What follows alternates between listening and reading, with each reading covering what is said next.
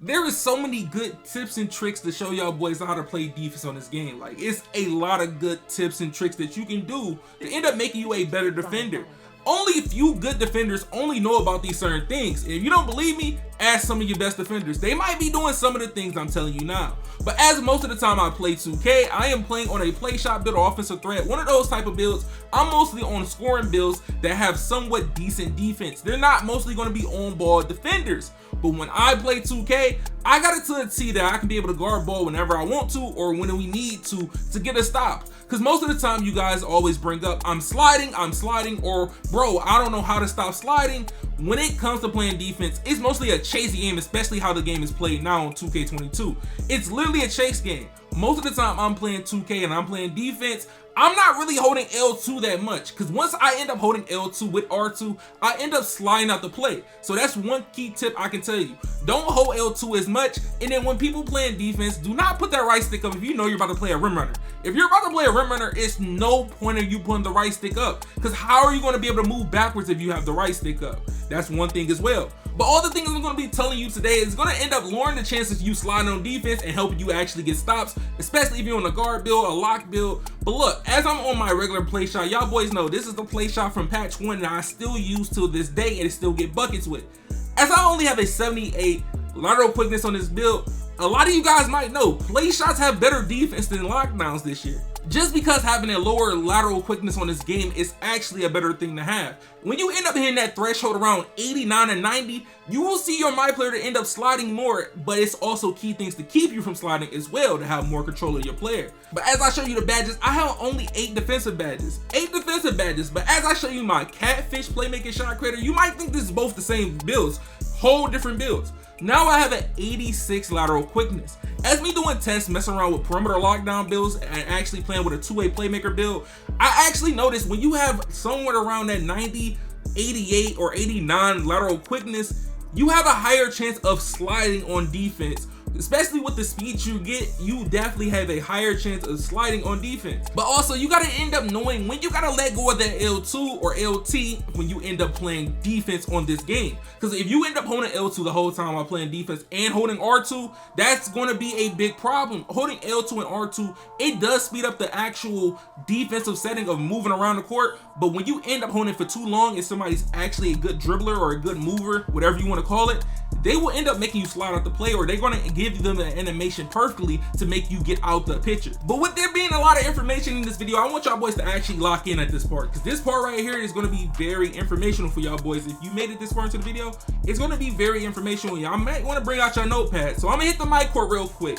As we're being in the mic court, you can do this at the main menu as well. You're going to end up messing with your settings. The only thing that people touching their settings, they're going to be touching their actual defensive settings. A lot of people don't even know about the defensive settings on this game. But the way you're going to end up getting there, you're going to go to options, you're going to scroll down to the controller settings, then you're going to end up getting to this menu. You're going to see all these type of actual commands and all settings you can see. But as of the pro stick orientation, that's with the right stick. So if you're someone that want to play on camera relative, you can play on camera relative. But I usually play on absolute, but I was doing a test to see if it really made a big difference. But as of using the pro stick defense, if you're that type of person that dribbles with their right stick on absolute, keep your pro stick defense on absolute. You can try it on camera relative if you want to, but it's going to end up messing around and throwing you off, because when you end up getting on offense, it's going to be a whole different thing compared to when you get on defense and run around. But as of playing on camera relative, hey, if you play on camera relative, play on camera relative on defense. It's going to make it way easier for you than you trying to adjust. When you end up hopping back on offense on absolute with the pro stick orientation,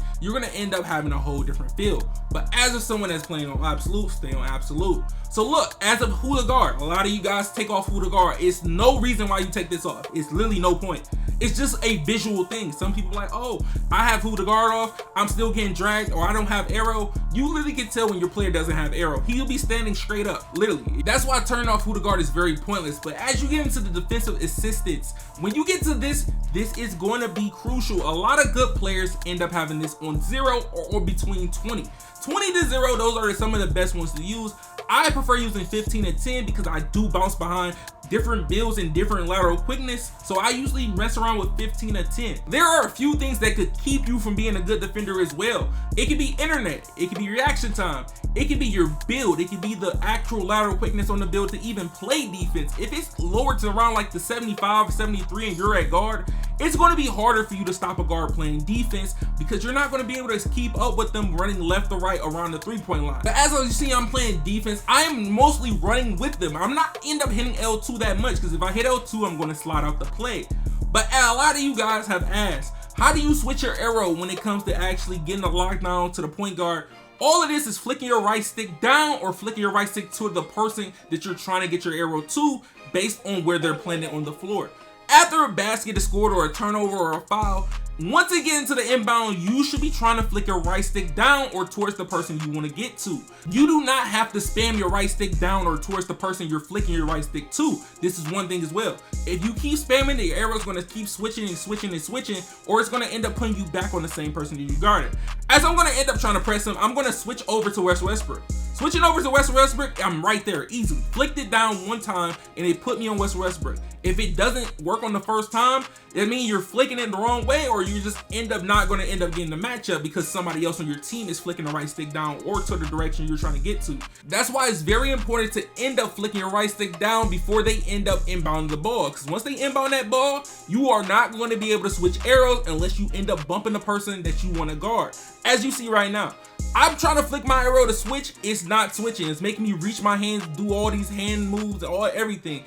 I'm not going to be able to get that switch. So look, as of somebody that's been asking, how do y'all boys switch on the inbound when it comes to actually doing a foul or starting out the game? All of this is the same thing. You're going to flick your right stick down and you're going to be able to switch on the inbound instantly. As long as one person flicks it down, you're going to be able to switch matchups every single time. This is mostly used to get the lockdown closer to the ball or end up being a guard on the off-ball person that's not dribbling. So look, as of 2K20, as you see the dots under my feet, they keep opening. Every time those circles and those dots open, it will end up letting me know when my player is vulnerable to be able to get the ball stolen away from me. Every time those circles open, that is a place that you can end up spamming square or end up hitting square one time and getting a rip on me unless my unpluckable is very high. With that being a perk that 2K gave us at being legend and you can only see unless you was a legend, I use that knowledge from the recent 2Ks and implement it when it comes to playing defense. Once the ball is getting ready to hit the round or leave his hand, that's the only time I usually reach. I don't reach when they end up trying to do all them dribble moves. I wait until they're doing a crossover between the legs and the ball is about to end up going down for the actual bounce. That is a perfect time to reach. As the ball handler ends up doing a curry slide, I wait until the ball is getting close to hitting the ground and then I reach and I get the steal with no problem. When I tell you I use this in all types of situations, even if the dude is doing a crossover or rhythm dribble, it literally helps all the time when I get these steals. When it comes to just spamming, and it's not going to help you actually become a better defender. As this man is over here dribbling, I'm not reaching. I reached at the perfect time when I know he was trying to do a comeback and he went to my same side. So as me being on the same side of him coming back, I got the easy steal. But as of right here, that could have been a steal. But once this man get right past me, I thought I could have got another one, but I've been patient. He does another crossover to the left, an easy steal. But also, you gotta keep in mind, it's also based on their unpluckable. If you think you're not getting the steals that you're supposed to get, it just might be based on their unpluckable they have or the moves they're trying to do.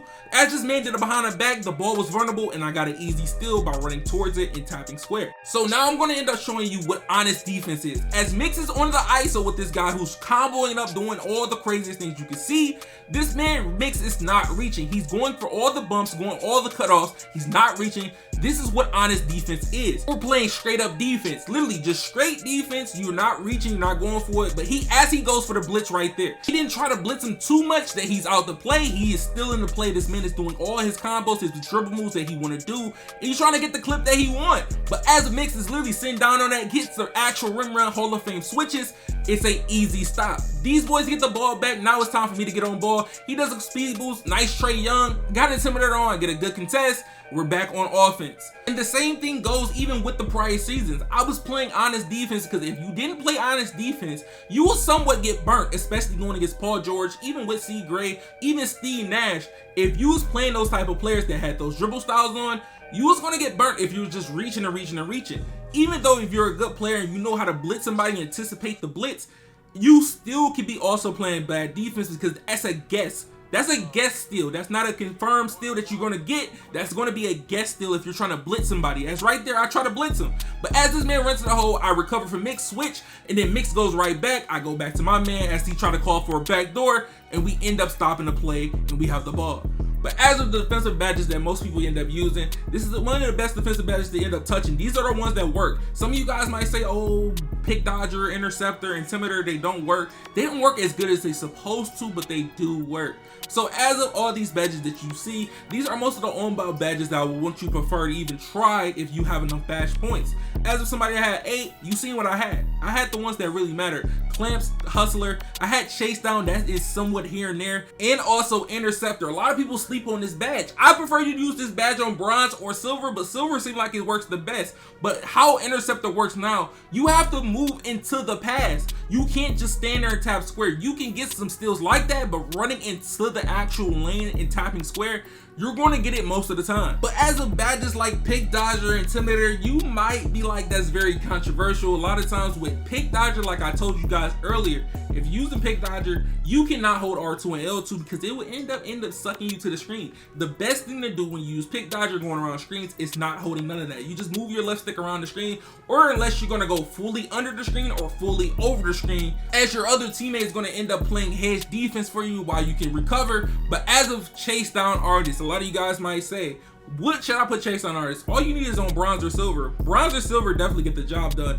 If you got hustler, at least on silver, and you got bronze chase down, you're gonna get consistent Superman animations, jump super high and block literally giants. You're gonna block giants. You think I'm playing? I literally end up getting the best chase down animations when it comes to using hustler, at least on silver or gold, or even having it on in general with chase down on bronze. I literally get consistent chase down animations, and I actually get consistent chase down blocks on taller defenders. So look, if y'all boys want more tip and trick videos like this to end up playing defense, dribble, all that, hey man, drop a like on this video. Hey, if you haven't seen the video right here, you might want to check it out. This video right here, we was going crazy, like bro, literally, we was going real crazy in this video. You might want to check this one out right here.